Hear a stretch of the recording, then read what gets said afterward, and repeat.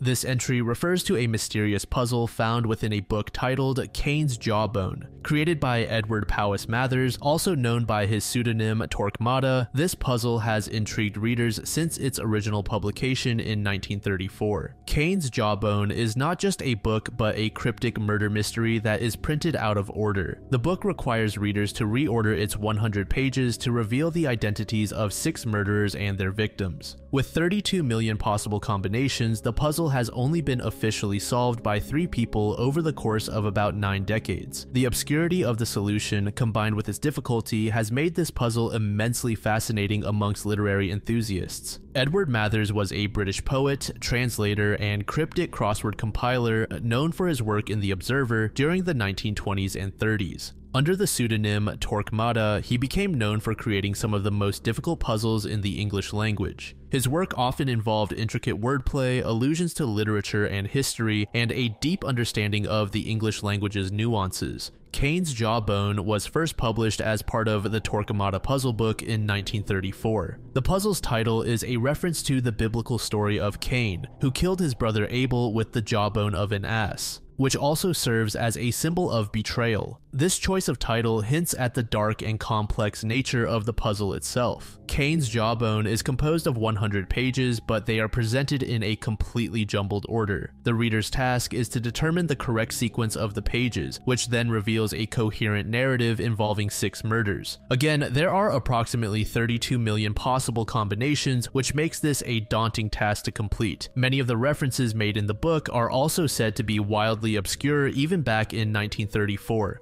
Upon its release, readers were invited to submit their solutions to The Observer, which held the correct answer. Only 2 individuals, Mr. S. Sidney Turner and Mr. W. S. Kennedy, were able to solve the puzzle at the time, each winning a prize of £25, which adjusted for inflation is something like $750. Over time, however, the correct solution was lost. For decades, the answer to Cain's Jawbone remained unknown, with many considering it an unsolvable enigma. The puzzle became more of a legend rather than an actual challenge to be undertaken. However, this changed in the early 21st century when a copy of the Torquemada puzzle book was donated to Shandy Hall, a museum dedicated to the works of Lawrence Sterne in North Yorkshire, England. Patrick Wildgust, the curator of Shandy Hall, became intrigued by the puzzle and set out to solve it. With the solution eventually confirmed through collaboration with one of the original solvers, Wildgust worked with the publishing company Unbound to reissue Cain's Jawbone in 2019. This reissue sparked a renewed interest in the puzzle, attracting a new generation of enthusiasts eager to take on the challenge. The publisher offered a £1,000 prize to anyone who could solve the puzzle within a year. This challenge was met with enthusiasm, with 12 participants submitting their solutions. However, only one British comedy writer, John Finnemore, successfully solved it.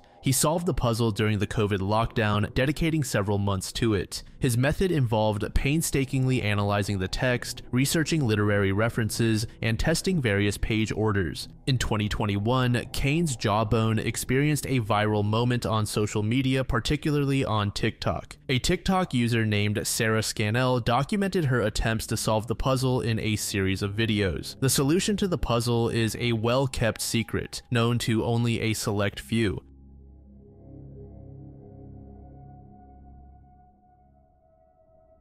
Founded during the land run of 1889, Guthrie rapidly developed into a thriving town within Oklahoma. However, beneath its streets lies a network of tunnels shrouded in mystery and speculation. During the land run, thousands of settlers flocked to claim land in what was then the unorganized Oklahoma Territory. Within a matter of hours, Guthrie transformed from a patch of open land into a bustling town. By the time Oklahoma gained statehood in 1907, Guthrie had become the territorial capital and a significant hub for trade, transportation, and politics. During the late 19th and early 20th centuries, Guthrie experienced rapid growth, with businesses, saloons, and hotels springing up to accommodate the influx of residents and visitors. It was during this period that the town's underground tunnels are believed to have been constructed. However, the exact timeline and purpose of these tunnels remain unclear. They have inspired a range of theories regarding their origins and intended uses. These theories, rooted in both historical context and local folklore, provide interesting possibilities about how and why these tunnels came to be. One of the most widely accepted theories about the Guthrie tunnels is their use during the Prohibition era, a period in American history from 1920 to 1933 when the manufacture, sale, and transportation of alcoholic beverages were prohibited nationwide. During this time, the demand for alcohol did not disappear. Instead, it led to the rise of bootlegging and speakeasies, illegal bars that operated in secret.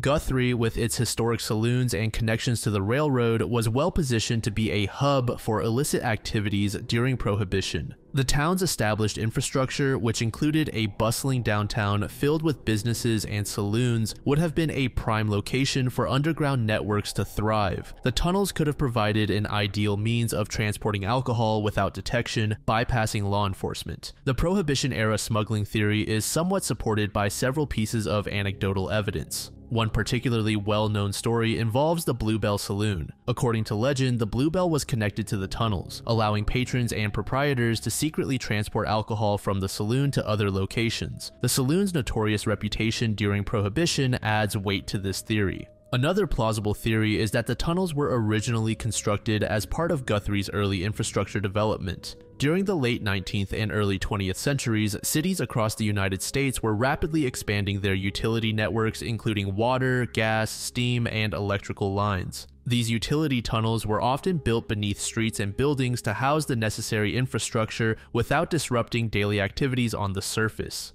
The third prominent theory is that the tunnels were constructed as escape routes or to provide access to hidden rooms where illegal activities took place. This idea is closely tied to the legends of Guthrie's past, particularly its association with outlaws, gamblers, and other figures of the American frontier. In the late 19th and early 20th centuries, Guthrie attracted a diverse population that included cowboys, lawmen, outlaws, and entrepreneurs. The town's status as the first capital of Oklahoma and a major transportation hub made it a focal point for both legitimate and criminal activities. During this period, it was not uncommon for businesses, particularly those involved in gambling, to maintain secret escape routes or hidden rooms. These spaces were used to evade law enforcement during raids or to conduct illegal activities away from prying eyes. One of the most intriguing pieces of evidence supporting this theory comes from a reported discovery in 1967. According to local lore, a construction worker uncovered a hidden room filled with gambling paraphernalia, including tables, cards, and roulette wheels, while demolishing a building in Guthrie. This discovery suggested that the tunnels were linked to a broader network of secret rooms used for gambling or other activities. The idea of hidden rooms connected by tunnels fits well with Guthrie's frontier heritage. During the town's early years, gambling was a popular pastime, and many saloons and hotels likely engaged in such activities, whether legally or otherwise. The tunnels would have provided a discreet means of moving between these establishments, allowing patrons to escape quickly in the event of a police raid. An alternative theory that has emerged in recent years involves the possibility that the tunnels were used by Chinese immigrants as hideouts. This theory is grounded in the broader context of anti-Chinese sentiment in the United States during the late 19th and early 20th centuries, which led to the creation of underground communities in several American cities. This time period was marked by significant anti-Chinese sentiment in the United States, fueled by economic competition, cultural differences, and xenophobia. Chinese immigrants who had initially come to America to work on the railroads and in mining often faced hostility and discrimination. This animosity culminated in the Chinese Exclusion Act of 1882, which severely restricted Chinese immigration and led to the creation of underground communities in cities like San Francisco, Los Angeles, and New York. In some cases, these underground communities were literal, with Chinese immigrants constructing tunnels beneath the streets to evade detection, avoid violence, and carry out their daily activities in relative safety. These tunnels served as living spaces, workplaces, and passageways, allowing the community to function despite the hostile environment above ground.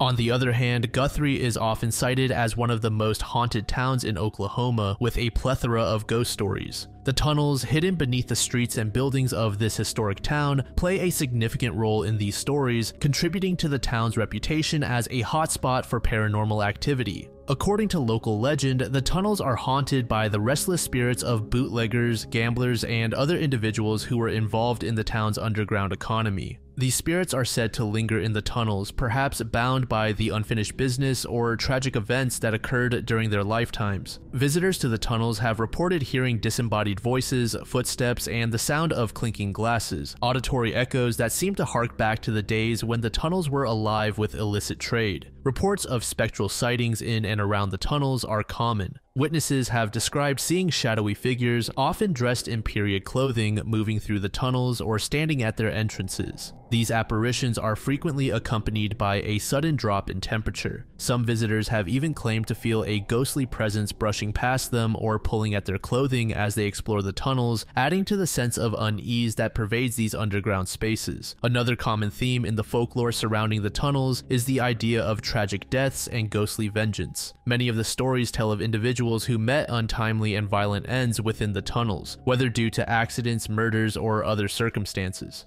These restless spirits, the legends say, are doomed to haunt the tunnels, seeking vengeance on those who wronged them or simply reliving the moments of their demise in an endless loop. One such tale involves a young woman who is said to have been murdered in the tunnels after attempting to escape from an abusive relationship. Her spirit, often described as a pale figure in a tattered dress, is said to wander the tunnels at night, her mournful cries echoing through the passageways. Those who have encountered her ghost claim that she is drawn to those who show kindness or empathy, as if searching for the help she never received in life. Another story tells of a gambler who was killed over a debt in one of the hidden rooms connected to the tunnels. His ghost is said to haunt the site of his death, eternally replaying the fateful card game that led to his demise. Visitors to the tunnels have reported seeing a shadowy figure hunched over a makeshift table, shuffling invisible cards with a look of intense concentration. When approached, the figure is said to vanish into thin air, leaving behind only the faint smell of cigar smoke.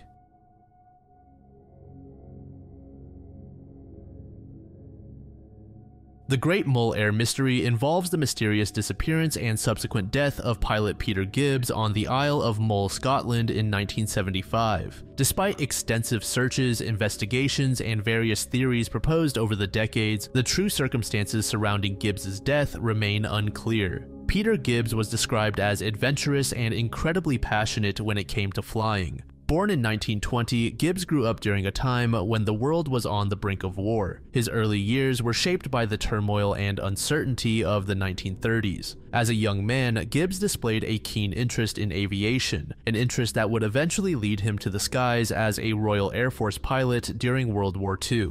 Growing up in an era when aviation was still relatively new and rapidly evolving, Gibbs was captivated by the idea of flight. The interwar years were a period of significant advancement in aviation technology, with the development of faster, more powerful aircraft and the establishment of air travel as a viable means of transportation. Gibbs's decision to join the RAF was a natural step in his passion for flying. During World War II, he served as a Spitfire pilot. The Supermarine Spitfire was known for its speed, agility, and effectiveness in dogfights, and it played a crucial role in the Battle of Britain. Gibbs's time as a Spitfire pilot was marked by the ever-present danger of being shot down and potentially losing his life. Despite the constant danger, Gibbs thrived in this environment, earning a reputation as a skilled and fearless aviator. After the war, Peter Gibbs, like many of his comrades, faced the challenge of transitioning back to civilian life. For a pilot who had spent years engaged in the high adrenaline world of aerial combat, the post-war period could be a difficult adjustment. However, Gibbs remained deeply connected to aviation, continuing to fly in various capacities.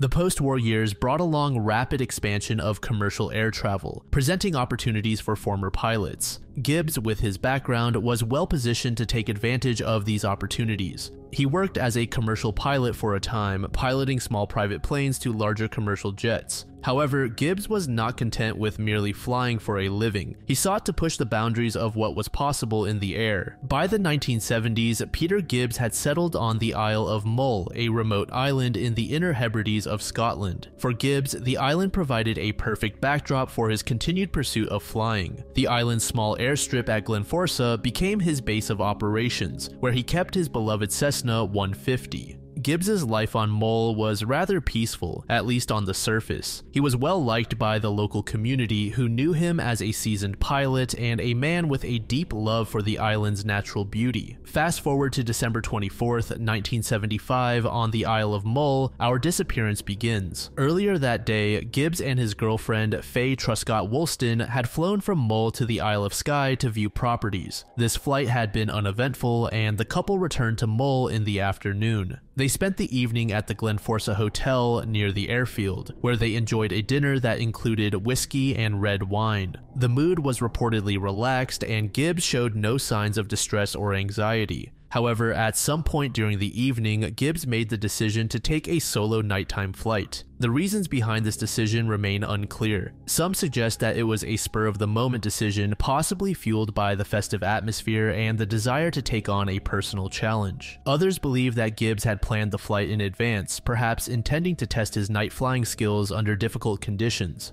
Gibbs's decision to fly that night was unusual for several reasons. Nighttime flights from Glenforsa Airfield were highly uncommon due to the lack of lighting and the inherent risks involved. Moreover, the weather that night was far from ideal. The sky was overcast, the moon provided little illumination, and the island was shrouded in darkness. Visibility was poor, and the temperature was cold, adding to the potential hazards of the flight. Despite these challenges, Gibbs seemed resolute in his decision. Before taking off, Gibbs borrowed 2 powerful torches from the hotel. These torches were intended to serve as makeshift landing lights, with Faye assigned to the task of positioning them at the end of the runway to guide him back in after his flight. Several guests at the hotel observed Gibbs as he prepared for the flight. Some noted that he spent an unusually long time warming up the engine of his Cessna 150. This extended preparation might suggest that Gibbs was aware of the difficulties he would face during the flight and was taking extra precautions. However, it could also indicate hesitation or second thoughts, though if Gibbs harbored any doubts, he did not voice them. There were also several other odd occurrences leading up to takeoff. Some witnesses claimed to have seen 2 sets of lights moving on the runway, though Faye, who was supposed to be alone handling the torches, later stated that she was by herself. This discrepancy has fueled speculation that someone else might have been involved in the events of that night, though no conclusive evidence has ever been found to support this theory. At approximately 9:30 p.m., Gibbs finally took off from the unlit airfield. The takeoff appeared normal to those watching from the hotel. Gibbs taxied the Cessna 150 to the end of the runway, turned on the aircraft's lights, and began his takeoff roll. The small plane accelerated down the grass strip, lifted off into the air, and disappeared into the darkness beyond the line of trees that bordered the airfield. The expectation was that Gibbs would perform a brief circuit of the airfield and return for a landing. The flight was supposed to be short, perhaps just a few minutes. However, as the minutes ticked by, there was no sign of the plane returning. After 10 minutes had passed with no sight or sound of the plane, concern began to grow. Those watching from the hotel knew that something was wrong. Gibbs was an experienced pilot, and any delay in his return suggested that he might have encountered difficulties. The situation became more alarming when it became clear that the plane had not simply disappeared behind the trees, it had vanished entirely. As the reality of the situation set in, a frantic search was launched. Faye and others at the hotel immediately began looking for any sign of the aircraft. Some drove along the nearby roads, using their car headlights to scan the fields and coastline for wreckage. Others attempted to contact local authorities to initiate a more extensive search operation. The initial efforts to locate the aircraft were hampered by the same conditions that had made the flight so risky in the first place. The darkness was impenetrable, the weather was worsening, and visibility was almost non-existent. Despite the use of car headlights and flashlights, there was no trace of Gibbs or his plane. The only certainty was that something had gone terribly wrong, and the pilot who had taken off so confidently just minutes before was now missing without a trace. As the hours passed with no sign of Gibbs or the aircraft, the search escalated. The next morning, with daylight offering some improvement in visibility, more organized search efforts began. The local police were notified, and they quickly coordinated with the regional authorities to expand the search. By this time, news of the disappearance had spread and the sense of urgency grew. Given the seriousness of the situation, the Royal Navy and the Royal Air Force were soon brought in to assist with the search. Helicopters from the Royal Navy search and rescue units were deployed to scour the coastline and the surrounding waters. These helicopters were equipped with sonar and other advanced search technologies, enabling them to detect potential underwater wreckage even in challenging sea conditions. RAF aircraft also joined the search, flying over the island and the nearby Sound of Mull in an attempt to spot the missing plane from the air. Despite their efforts, however, the search yielded no results. The helicopters and planes covered a vast area from the rugged hills and dense forests of Mull to the choppy waters off the island's coast. Yet, after several days of intensive searching, not a single piece of wreckage or other clue had been found. The aircraft appeared to have vanished without a trace, leaving behind only questions and growing frustration among the search teams. Various theories began to emerge, each attempting to explain what had happened to Peter Gibbs and his aircraft. One of the earliest and most widely considered theories was that Gibbs's plane had crashed into the sea shortly after takeoff. This theory was based on the fact that the aircraft had disappeared so quickly after leaving the airfield, coupled with the absence of any wreckage on land. If the plane had gone down in the sea, it would explain why no debris was found on Mull. The choppy waters of the Sound of Mull, combined with strong currents and deep channels, could have quickly swallowed up the wreckage, making it difficult to locate even with advanced sonar and diving equipment. However, there were significant problems with this theory. For one, no oil slick or floating debris was ever detected, which would be expected if the plane had crashed into the sea. Additionally, sonar scans of the seabed in the area where the plane was most likely to have gone down revealed no sign of the wreckage. This led some to question whether the plane had actually crashed into the sea at all or whether it had managed to fly further out before crashing down. Another prominent theory was that Gibbs had become disoriented shortly after takeoff, leading him to crash somewhere on the island. Nighttime flying is inherently more challenging than daytime flying, particularly for a small aircraft like the Cessna 150, which was not equipped with sophisticated navigational aids. The weather conditions on the night of December 24th were far from ideal. If Gibbs had lost his bearings in the darkness, he might have flown off course and crashed into one of the island's many hills or forests. A more hopeful theory that emerged in the early days of the search was that Gibbs had managed to execute an emergency landing somewhere on the island and was still alive, waiting to be rescued. This theory was fueled by the fact that no wreckage had been found, which some took as a sign that the plane had not been completely destroyed in a crash. If Gibbs had landed in a remote part of the island, he might have been injured or otherwise unable to make his way back to civilization, but still alive. Search teams were particularly motivated by this possibility, redoubling their efforts to explore every corner of the island in the hope of finding Gibbs alive. However, as days turned into weeks without any sign of the pilot or his plane, this theory became less plausible. The harsh winter conditions on Mull, combined with the isolation of the island's more remote areas, made it increasingly unlikely that Gibbs could have survived for so long without being found. As the more conventional theories failed to produce results, more speculative ideas began to gain traction. One of these was the notion that Peter Gibbs had deliberately staged his own disappearance. According to this theory, Gibbs, possibly motivated by personal or financial reasons, had used the night flight as a cover to vanish and start a new life elsewhere. This idea was based largely on the absence of any physical evidence and the mystery surrounding Gibbs's motivations for the flight. Supporters of this theory pointed to the fact that Gibbs was known to be a highly capable pilot, suggesting that if anyone could have pulled off such a ruse, it would have been him. However, those who knew Gibbs personally dismissed the idea as out of character. Gibbs was not known to have any reason to disappear, and he was deeply attached to the Isle of Mull and his life there. Furthermore, the logistics of such a plan would have been difficult to execute without leaving some trace, making this theory highly unlikely. By early January, the search had been largely scaled back, though some local residents and volunteers continued to keep an eye out for any signs of the missing pilot. On January 5th, 1976, nearly 2 weeks after Gibbs's disappearance, a local shepherd named Donald McKinnon made a startling discovery while tending his flock on a remote hillside approximately 1 mile from Glenforsa Airfield. There, lying on the ground in plain view, was the body of Peter Gibbs. The body was found about 400 feet up the hillside, across a fallen larch tree, in an area that had been searched multiple times during the initial search efforts. The location of the body immediately raised suspicions and questions. How could Gibbs's body have been lying there in an open and accessible area without being found earlier? The area was regularly frequented by local shepherds and farmers, and the hillside had been part of the original search grid. The fact that the body was discovered weeks after the initial searches suggested that it had either been overlooked, which seemed improbable given the thoroughness of the search, or that it had appeared there after the initial search efforts. The condition of Peter Gibbs's body only added to the mystery. Despite being exposed to the elements for nearly 2 weeks, the body was in a surprisingly well-preserved state. There were no significant injuries apart from a minor cut on one leg. The body was fully clothed, and there were no signs of a struggle or any external trauma that might indicate foul play or a violent death.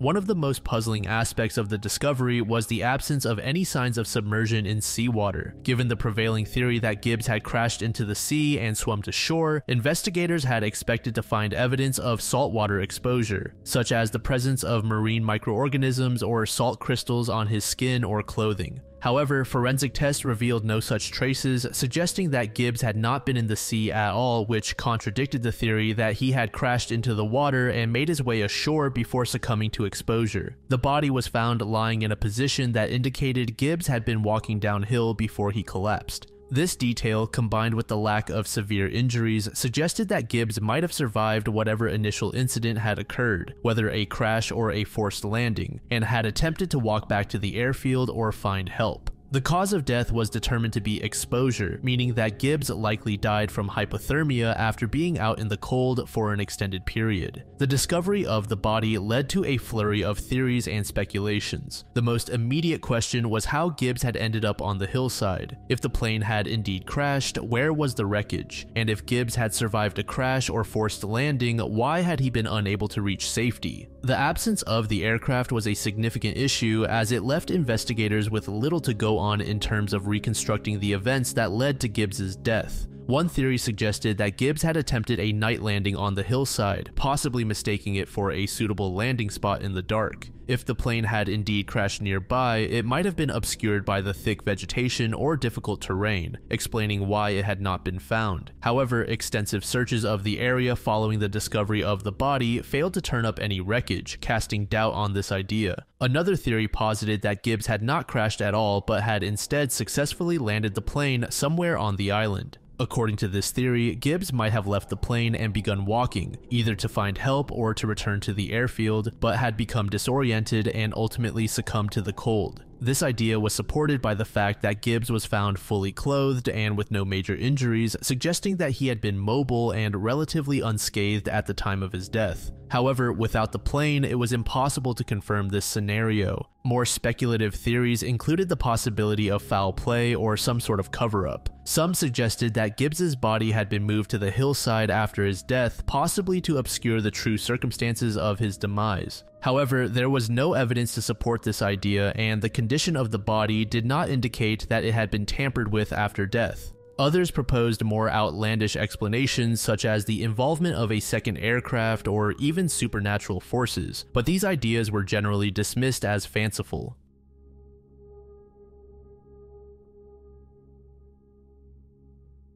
So, based on the information I dug up, it seems that this mystery/myth has been debunked, but nevertheless it's still pretty interesting, so I thought I'd include it anyway. Rosalia Lombardo, often referred to as the Sleeping Beauty of Palermo, is one of the most famous mummies in the world. Rosalia was born in 1918 in Palermo, Sicily. She was the daughter of Mario Lombardo, a Sicilian official. Tragedy struck the Lombardo family when Rosalia died on December 6, 1920, at the tender age of 2, due to pneumonia. Her father, grief-stricken by the loss of his beloved daughter, sought to preserve her in the best way possible. He enlisted the help of Alfredo Salafia, a noted Italian embalmer and taxidermist. Salafia was renowned for his advanced embalming techniques, which were, at the time, state-of-the-art and shrouded in mystery. For many years, the exact formula used by Salafia remained unknown, fueling much of the mystery surrounding Rosalia's mummy. However, in recent years, researchers have uncovered the details of this formula, which included a mixture of formalin, zinc salts, alcohol, salicylic acid, and glycerin. This combination of chemicals was injected into Rosalia's body through a single-point injection without the need for extensive cavity treatment or organ removal, which were standard procedures in traditional embalming. One of the most intriguing details of Rosalia Lombardo's mummy is the so-called blinking phenomenon. For decades, visitors to the Capuchin catacombs in Palermo, where Rosalia's body is displayed, have reported seeing her eyes open and close slowly. This phenomenon led to numerous speculations, ranging from supernatural explanations to more grounded theories involving environmental factors.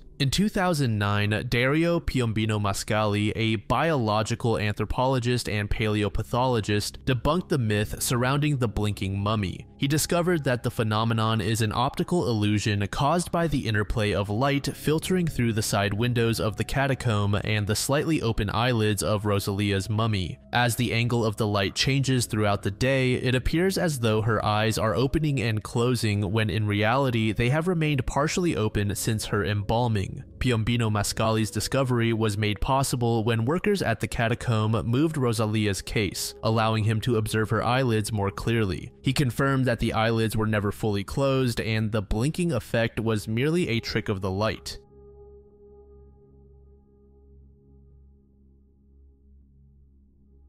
This next entry led me to a comment under a Reddit post made back in 2020. The original post was made in the Ask Reddit subreddit by user XXEntropyXX. It's titled, "What's the scariest story you heard a child tell about their quote-unquote imaginary friend?" User Professor Dog made the following comment, "Purple Mommy. When my son was first learning to talk, he would tell us about something called Purple Mommy. It could be an imaginary friend, but these details are a little bit creepy. Here's a few of the Purple Mommy details. Purple Mommy is all purple with long hair and bright all white eyes. At the time, he mixed up purple with black, so he could have meant she was all black. Purple Mommy picks him up at night and turns off the lights. We would often find my son out of his crib in the morning, which would mean him crawling over the railing and to the ground, at a time when he was barely walking. Definitely found the lights in his room off a few times too, even though he's terrified of the dark. Purple Mommy needs a bandage because she has blood everywhere. Purple Mommy has no smile, meaning a mouth. Purple Mommy can take her head off. Purple Mommy really doesn't like Daddy." He told us all of this stuff for maybe a year or a little more. If we ever asked where she was, he'd always point to the same spot, a corner of the room behind his open closet door. He would also wake up crying almost every night during this time. Once, during a really rough night, my wife went to ask him what's wrong, and his answer was, "Purple Mommy won't let me sleep." A user named HomieNR said the following under this comment, "This sounds like some special case of sleep paralysis. I've had it for as long as I can remember, about 25 years. I was 3 to 4 years old first time I remember waking up seeing a glowing orb flying out of my ear and out the window. Since then, I've seen everything from dragons, men staring at me, to animals, and even clowns in my bedroom when waking up at night. Some of them move, some are static. They are there for 30 seconds to a minute, usually a black shade that slowly fades away. It's absolutely terrifying, or was. Now it's just annoying, and I try not to look around too much when waking up at night. What I'm saying is make sure this doesn't continue when he grows older. If it does, comfort him and assure him it's nothing dangerous."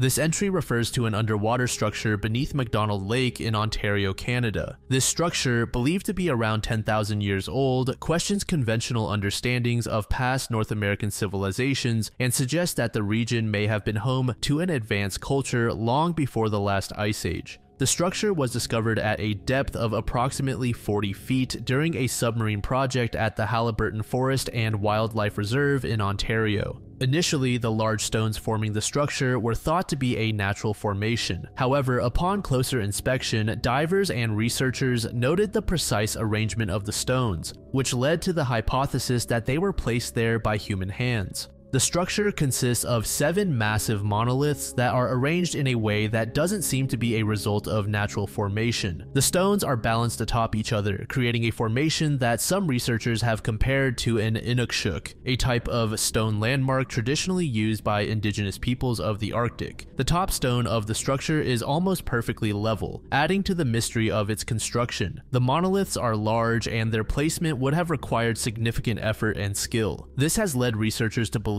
that the structure was intentionally built, possibly serving as a monument or marker of some kind. The exact purpose of the structure remains unknown, but its existence suggests that the builders possessed advanced knowledge of engineering. This discovery has led to various theories about its origin and purpose. One theory posits that the structure was built by a lost civilization that inhabited the region before the last ice age. This theory is supported by the estimated age of the structure, which is believed to be around 10,000 years old, placing it in a period before the glaciers receded and the current landscape of North America was formed. Another theory suggests that the structure may have had a ceremonial or religious significance. The precise arrangement of the stones and the effort required to place them in their current position could indicate that the structure was used for rituals or as a place of worship. However, without further evidence, this remains speculative. A more practical theory is that the structure served as a form of navigation or territorial marker, similar to the inukshuks used by indigenous peoples in the Arctic. If this is the case, it suggests that the builders had a sophisticated understanding of their environment and possibly engaged in long-distance travel or trade. Despite the excitement surrounding the MacDonald Lake discovery, there are significant challenges in studying and verifying the structure's origins. The underwater location makes it difficult to conduct detailed archaeological excavations, and the passage of time has likely eroded or buried much of the evidence needed to draw definitive conclusions.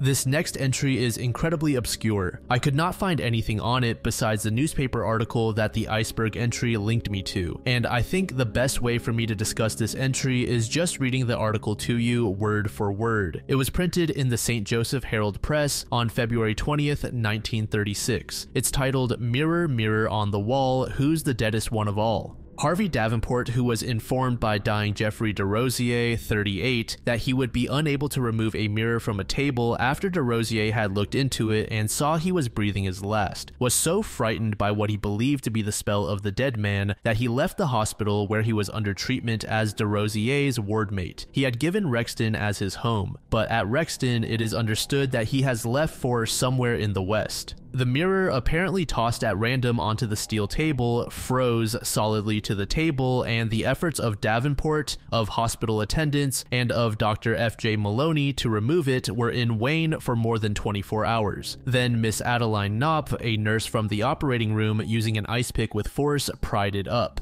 Today, fearful of violating ethics of their profession and in the absence of Superintendent Emma Dixon from the city, nurses declined to discuss the case further, or to present the mirror for public inspection. Dr. Maloney, derosier's physician, said he had no explanation for sticking the mirror to the painted steel table. He said he was positive that no adhesive or saliva had been used by the dying man. Asked if he believed the answer was a supernatural one, he answered, "Do I look superstitious?" Louis Deschanel, an elderly Brimley citizen and an eyewitness to the death of derosier, solemnly related the details of the death. "There were 4 of us in the ward with Mr. derosier, and we all could see and hear everything that was said and done. I heard derosier ask Davenport, who I think was of Indian blood, to bring him his hand mirror. The mirror was just a piece of looking glass without a back. Davenport took him to the mirror, and we all heard the sick man exclaim that his face looked terrible and his eyes wild. I was alarmed when he cried, 'My God, I'm dying.' I saw him toss the glass onto the table where it lay near the edge. I watched Davenport go toward the door as though to call a nurse, but he stopped when Mr. derosier asked him to come back and give him the mirror again.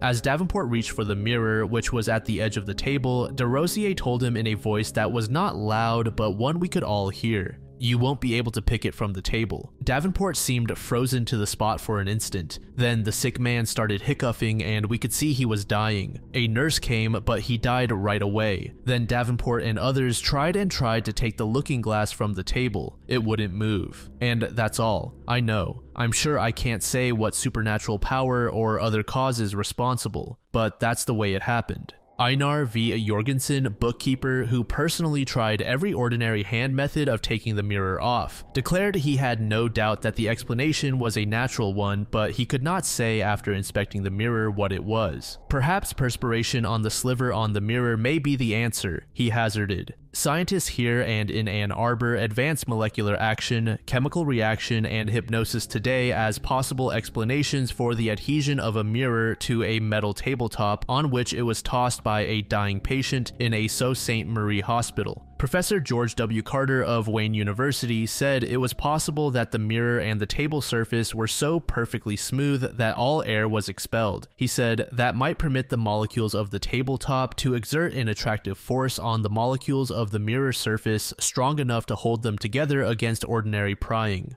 Professor Peter Harbecht of the University of Detroit said that perspiration from the patient's hand might have set up a chemical reaction in the quicksilver of the miner, causing it to adhere to the tabletop. Dr. Albert M. Barrett, director of the State Psychopathic Hospital at Ann Arbor, suggested hypnosis. The dying patient, he said, might have convinced his fellow patient through hypnotic suggestion that he could not lift the mirror. This hypnosis, he explained, could have been transferred to other persons by the recital of the dying man's statement.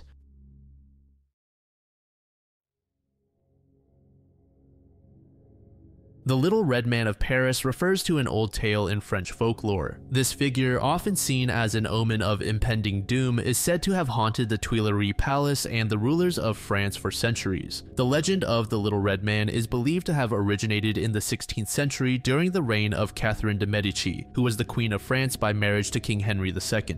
The Tuileries Palace, where the Little Red Man was most often seen, was commissioned by Catherine in 1564, and it was during its construction that the legend began. According to the most common version of the tale, a man named Jean Le Corcheur was murdered on the orders of Catherine. This act was allegedly to prevent him from revealing a dangerous secret. Before his death, Jean cursed the queen, vowing to return and haunt the palace. Shortly thereafter, the figure of a small man dressed entirely in red began to appear, terrifying those who encountered him and earning him the nickname Le Petit Homme Rouge. Some historians suggest that the Little Red Man may have been a creation of Catherine's astrologer Cosimo Ruggieri, who was known for his dark practices and influence over the queen. Others believe that the story was fabricated or exaggerated over time. The Little Red Man is said to have appeared at critical moments in French history, often as a harbinger of disaster or death. His appearances were usually brief and accompanied by a sense of foreboding. The most notable sightings involve famous figures such as King Henry IV, Louis XVI, and Marie Antoinette, Napoleon Bonaparte, and many others. One of the earliest reported sightings was before the assassination of King Henry IV in 1610. The Little Red Man allegedly appeared to the king shortly before he was murdered by François Ravaillac. Then, during the French Revolution, the Little Red Man was reportedly seen several times. In one instance, he appeared to Marie Antoinette's ladies-in-waiting in the Tuileries Palace, causing them great distress. Later, he was said to have been seen in the prison where Louis XVI and Marie were held before their executions. These sightings were interpreted as ominous signs of the impending downfall of the monarchy. Perhaps the most famous association of the Little Red Man is with Napoleon Bonaparte. The ghostly figure is said to have first appeared to Napoleon in Egypt in 1798 during the French campaign in the region. According to legend, the Little Red Man predicted Napoleon's rise to power and subsequent fall, offering advice that the emperor did not always heed. The most notable of these encounters occurred in 1812, shortly before Napoleon's disastrous Russian campaign, where the Little Red Man is said to have warned him against the invasion. The legend of the Little Red Man has been the subject of various interpretations, ranging from historical explanations to more mystical and supernatural theories. Some historians view the Little Red Man as a symbolic representation of the turbulent times in which he appeared. His presence during moments of crisis, particularly those involving the monarchy, can be seen as a reflection of the political and social instability of the period. The figure of the Little Red Man might have been used as a psychological tool to explain the sudden and often tragic events that befell the French rulers.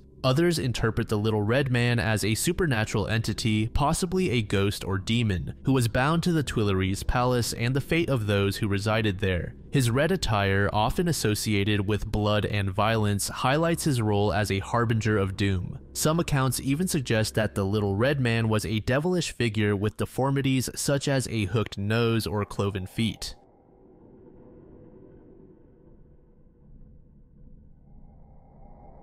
This next entry is a conspiracy theory that questions and explains the true origins of all human civilization. Stanislaw Szykalski was a Polish-American sculptor and painter whose work, though controversial and largely overlooked in his time, has gained a cult following in recent years. Beyond his art, Szykalski is best known for his bizarre and elaborate theory called Zermatism, which is detailed in his work Behold the Protong. This theory is a wild amalgamation of pseudoscience, mythology, linguistics, and esoteric history, proposing that all human culture originates from post-Diluvian survivors from Easter Island, and that an ancient proto-language, protong, is the root of all languages. This theory also posits a cosmic struggle between humanity and a hybrid race called the Sons of Yeti. To fully understand the origins of Zermatism, it is important to look back at Szykalski's journey from his early life in Poland to his later years in the United States, and look at the influences that shaped his worldview and led him to develop one of the most peculiar pseudoscientific theories of the 20th century. He was born in 1893 in Warda, a small town in what was then part of the Russian Empire, now Poland. His early life was marked by a strong sense of Polish identity, which was nurtured by his father, a tailor who was passionate about Polish history and culture. This early exposure to Poland's rich cultural heritage and its struggle for independence from foreign powers deeply influenced Szykalski's artistic and intellectual sides. At a young age, Szykalski displayed talent in drawing and sculpting. Recognizing his potential, his family encouraged him to pursue formal art education.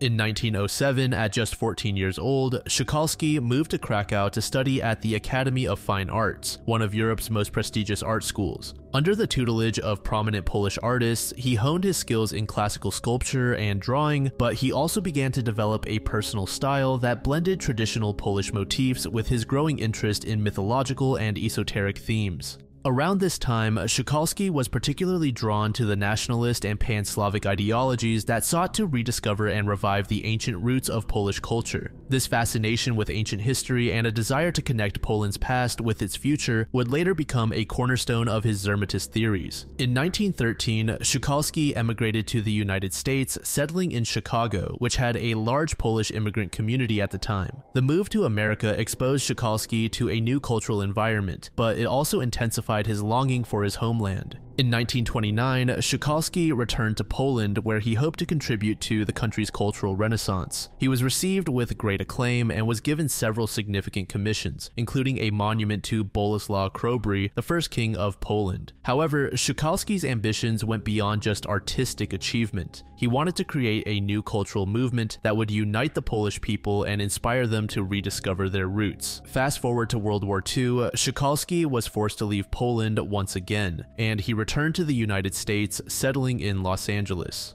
The war and the destruction it wrought on his homeland had a profound impact on Szykalski, deepening his sense of loss and isolation. It was during this time that he began to dedicate himself almost entirely to the development of his theories about the origins of human civilization. In comes the theory of Zermatism, which he believed explained not only the origins of all human culture, but also the cosmic forces that shaped history. Again, according to Zermatism, all human civilization originated from a group of survivors of a great deluge who settled on Easter Island. Their language, protong, was the root of all human languages. According to Szykalski, protong was spoken by the post-Diluvian survivors of a great flood. He theorized that traces of protong could be found in the linguistic roots of many ancient and modern languages, particularly in the names of geographical locations, gods, and religious terms. His approach to linguistics was entirely speculative and devoid of the rigorous methodology typical of academic linguistics. He would often draw connections between words in different languages based on their phonetic or visual similarities, regardless of of the actual historical or linguistic relationships between those languages. For example, Shukalski might link the name of an ancient city in Mesopotamia to a similar sounding word in Slavic languages, arguing that this connection was evidence of a common origin in protong. He believed that by deciphering protong, one could trace the migration patterns of ancient peoples and uncover the true origins of human civilization. Shukalski meticulously cataloged his linguistic findings, producing thousands of pages of notes and drawings that he believed supported his theory. Perhaps the most bizarre and controversial aspect of Zermatism is the idea of a cosmic struggle between humanity and a race of hybrid beings known as the Sons of Yeti. According to Shukalski, these beings were the offspring of Yeti-like creatures and human women. He believed that the Sons of Yeti had enslaved humanity for millennia and were responsible for much of the suffering, conflict, and chaos in human history. They were depicted as monstrous, half-human creatures that embodied the forces of darkness and evil. In his drawings and sculptures, these beings are often shown oppressing or tormenting humans, representing the eternal struggle between good and evil. Shukalski's concept of the Sons of Yeti draws on a mix of ancient mythologies, particularly the Greek myths of satyrs and other half-human creatures, as well as his own fascination with the grotesque and the monstrous. His belief in the existence of the Sons of Yeti was not merely symbolic. He genuinely believed that these beings had a real, tangible influence on the course of human history. He argued that many of the world's most powerful and oppressive institutions were controlled by the Sons of Yeti or their descendants, and that the true history of humanity had been deliberately obscured by these forces.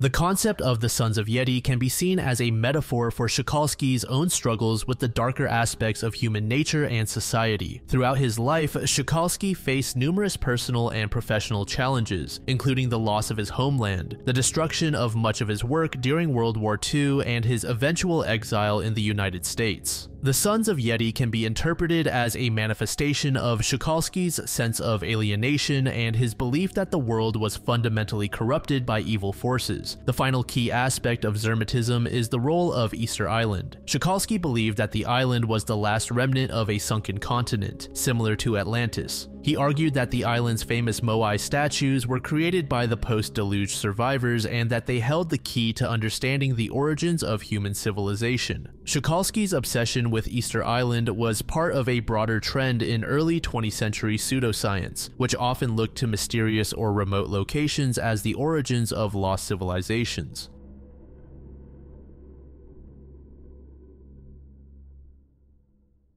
John Turner was a packman, a trader who transported goods such as salt and malt across England using a string of pack horses. On Christmas Eve in 1735, Turner was traveling home to Saltersford Hall near Rainow in Cheshire when he was caught in a severe snowstorm. Despite warnings, he decided to press on, eager to be with his family for the holiday. Tragically, he was found frozen to death the next day, less than a mile from his home, with his horses unharmed. The mystery of this entry comes with the single footprint found beside his body. It was reportedly a woman's shoe print, leading to much speculation about its origin. The presence of this footprint has sparked numerous questions. Who was this mysterious woman? Why was she there on such a harsh night? Why was only one footprint found? A memorial stone was placed on Urine Lane near the site where Turner was found. The stone has an inscription that records the circumstances of his death and mentions the mysterious footprint. Over the years, this stone has been slightly moved and replaced, but it continues to mark the spot.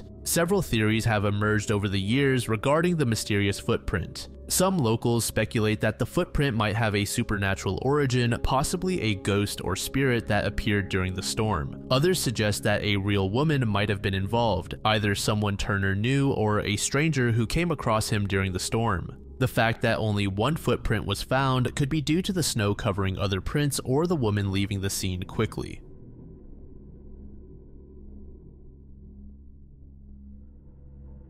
This next entry is another one that took me to a Reddit post. It was created in the paranormal subreddit by a user named LovelyBloom1988. The post is titled, "Walking Skeletons on Top of a Train Car. When I was 6 or 7, we moved to a ranch in the countryside of Laredo, Texas. Not many people with good incomes lived out here. Most houses were isolated and surrounded by woods. My mom and stepdad decided to rent this house because the rent was cheap, only $350 a month. There was no indoor plumbing or central air. Many low-income families lived in the area. There was a family that lived next to us, a family of 6 kids, all girls and 2 adults. They were also low income and often didn't have much to eat. My mom would often help them out with food, and in return, the kids would come over and help my mom clean the house. One day, they came over, ate dinner with us, and helped my mom clean. I, along with the youngest girl, who was about my age, fell asleep on my bed. After a while, my mom woke us up because it was getting late, and she needed to go home. Her sisters had left her behind because they didn't want to wake her. It was a good walk to her home, as there was a dirt road leading from our house to hers. My mom was going to send my brother to walk her home, but I butted in and said, "Please, can I walk her?" Since we were friends, my mom agreed. So I walked her to the gate and we said our goodbyes. I started on my way home when, out of nowhere, she came running behind me, crying, and threw herself at me, pulling me down by the shoulders. I asked her, "What's wrong? What happened?" She pointed up and said, "Look up there, look." She was pointing at the top of some abandoned train cars. What I saw to this day, I cannot explain. There were 3 skeletons walking back and forth. I was like, what the? One was lying on its side and had clothes on too, like a tank top and shorts. The other 2 were standing up, just walking back and forth behind that one, stopping and waving. Hi. We looked at each other and ran to my house. I quickly told my mom what we saw. My mom, my 2 brothers, and we went back to look, and they were still there, waving hi at us. We threw rocks at them, but the rocks didn't faze them, they just went right through them. Either that or we were bad at aiming. After a while, we went home and never saw them again. To this day, I can't seem to understand or explain how those skeletons were moving.